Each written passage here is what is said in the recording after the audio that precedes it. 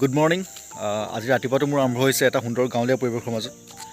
মই আছোঁ যোৰহাট পটীয়া গাঁৱত বৰ্তমান, মানে মোৰ যোৰহাট পটীয়া গাঁৱত মোৰ জেঠাই ঘৰ।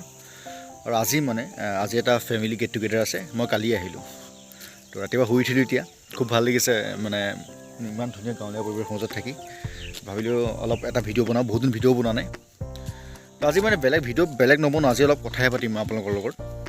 এতিয়া আমি এই ৰাস্তাটোদি যাম। এতিয়া আমি গৈ আছোঁ, এইফালে গৈ আছোঁ।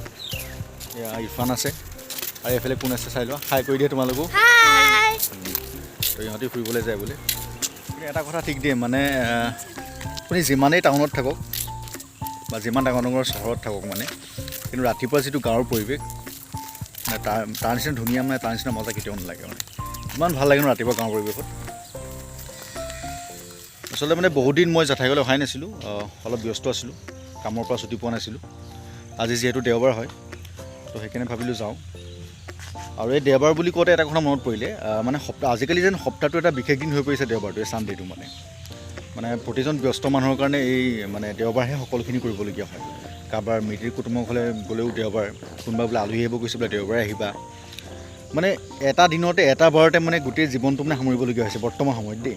মোৰ এনেকুৱা অনুভৱ হয় মানে আগতে ধৰি লওক অলপ সময় পাইছিলে মানুহে ক'ৰবাত যাবলৈ মেলিবলৈ। আজিকালি যে কাৰোবাৰ ওচৰত সময় নাই, মানে কাৰোবাৰ ঘৰলৈ যাবলৈ সময় নাই, নিজৰ পৰিয়ালৰ ঘৰলৈ যাবলৈ সময় নাই, বা গ'লেও মানে ছানডে'তে যাবলগীয়া। ছানডে' মানে গোটেই জীৱনটো, মানে পাৰ্চনেল যিটো লাইফ, মানে গোটেই ছানডে'তে মানে সামৰিবলগীয়া হয়।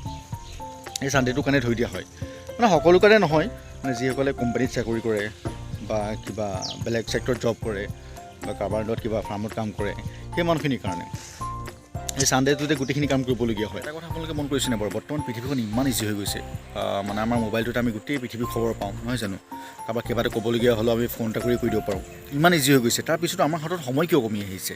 কিবা এটা কাম যদি 10টা মানুহে কৰিবলগীয়া হৈছে, এতিয়া সেইটো কাম এটা মেচিনে অকলে কৰি দিয়ে, কিন্তু তাৰপিছতো আমাৰ হাতত সময় নাই, সময় কমি আহিছে। ইয়াৰ কাৰণ কি বুলি ভাবে বাৰু? আপোনালোকে মোক কমেণ্ট কৰি জনাবচোন।